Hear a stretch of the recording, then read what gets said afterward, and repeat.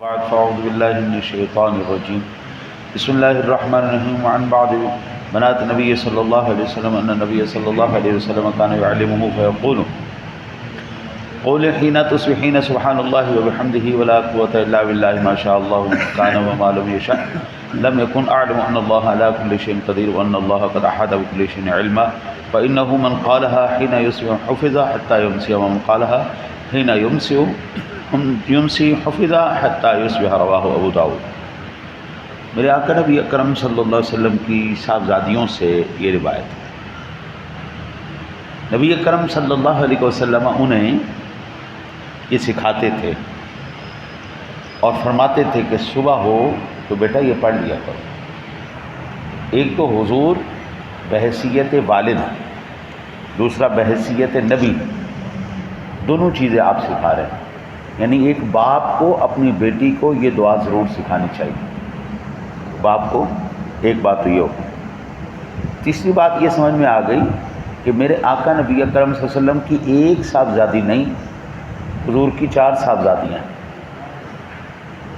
قرآن پاک سے یا ایھا النبی کل ازواجک و بناتک، عربی کا قاعدہ یہ ہے حضرت، ایک لفظ ایک شخصیت کو مینشن کرنے کے لیے علیحدہ صیغہ ہے، واحد کا صیغہ ہے، 2 شخصوں کو بلانے کے لیے الگ صیغہ ہے، تثنیہ کا صیغہ ہے، اس میں 2 لفظ، اور جمع کے لیے کم از کم 3 پر اطلاق ہوتا ہے۔ کم از کم 3 ہوں یا اس سے زیادہ ہوں تو اس پر جمع کا اطلاق ہوتا ہے عربی قاعدے کے مطابق۔ بناتک یہ جمع کا صیغہ ہے، بناتک، اور اللہ نے اپنے پاک کلام میں ارشاد کیا، اور یہاں پہ بناتن یہاں پر بھی جمع کا صیغہ ہے حدیث پاک میں بھی۔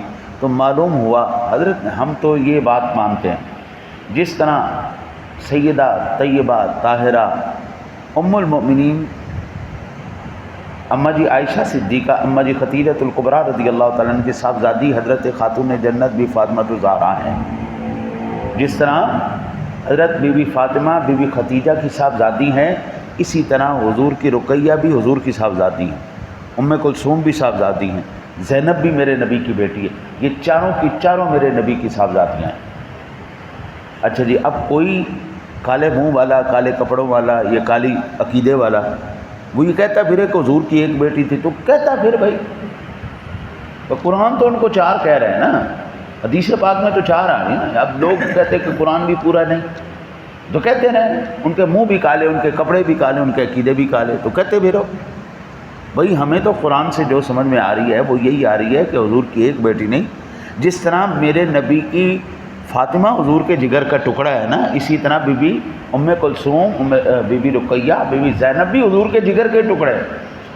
کوئی بھی بیٹی باپ کے نفرت کے قابل نہیں ہوتی، باپ بیٹیوں سے نفرت نہیں کرتے، محبت ہی کرتے ہیں۔ ہر باپ اپنی بیٹی سے محبت کرتے ہیں۔ اس لیے صاحبزادیاں کہتی ہیں کہ آقا جی علیہ الصلوۃ والسلام ہمیں صبح یہ سکھاتے تھے کہ بیٹا یہ پڑھ لیا کرو، اللہ پاک ہے، اسی کا شکر ہے، اللہ کے بغیر قوت نہیں، جو اللہ نے چاہا ہوا اور جو نہ چاہا ہوا۔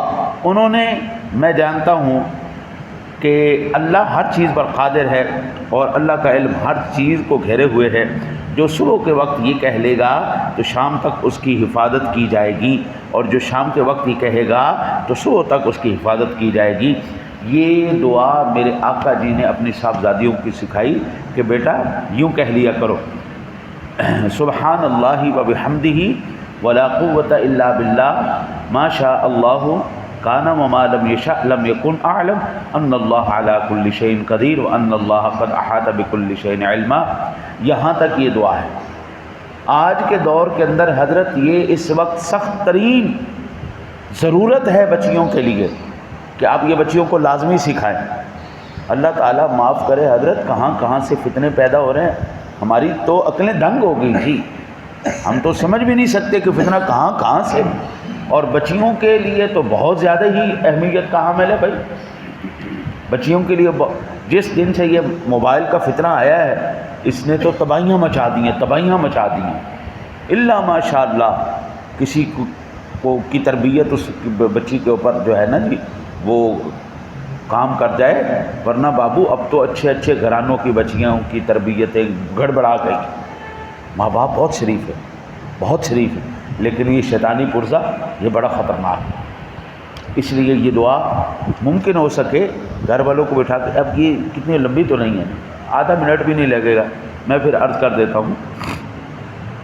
سبحان اللہ وبحمدہ ولا قوۃ الا باللہ ما شاء اللہ کان وما لم یشاء لم یکن اعلم ان اللہ علی کل شیء قدیر وان اللہ قد احاط بکل شیء علما. یہ ایک منٹ بھی نہیں لگا، لیکن حفاظت کی ذمہ داری کون دے رہے ہیں؟ سرور کائنات، دو جہاں کا بادشاہ، صدر کائنات، وہ ضمانت دے رہے ہیں. جی میں ضمانت دیتا ہوں بچہ تم لوگ محفوظ رہو، شام کو پڑھو گے صبح تک، صبح کو پڑھو گے شام تک.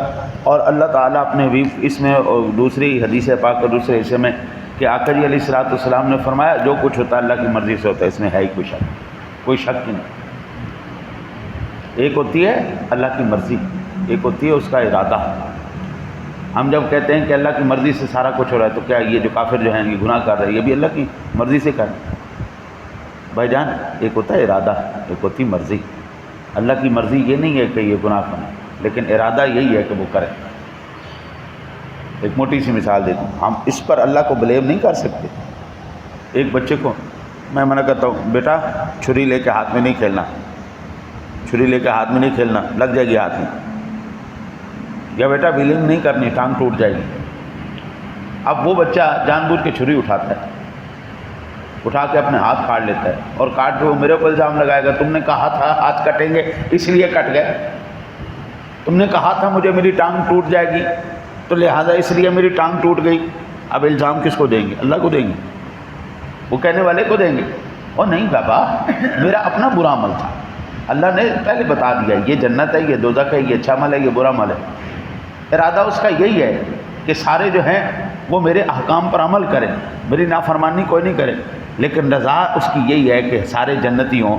اب ارادہ ان کا تھا، اللہ کا ارادہ تھا یہ کریں گے، کر رہے ہیں، بس سلسلہ چل رہا ہے. باقی ہر ایک بندہ اپنے عمل کا خود ذمہ دار ہے، کوئی کسی کا ذمہ دار نہیں. اللہ تعالیٰ جس پر مہربانی فرماتا ہے نیک اعمال میں، صدقہ خیرات میں، ان چیزوں میں لگا دیتا ہے. دعا کرتے ہیں اللہ تعالیٰ آپ کی میری حفاظت فرمائے. اللہم صلی علی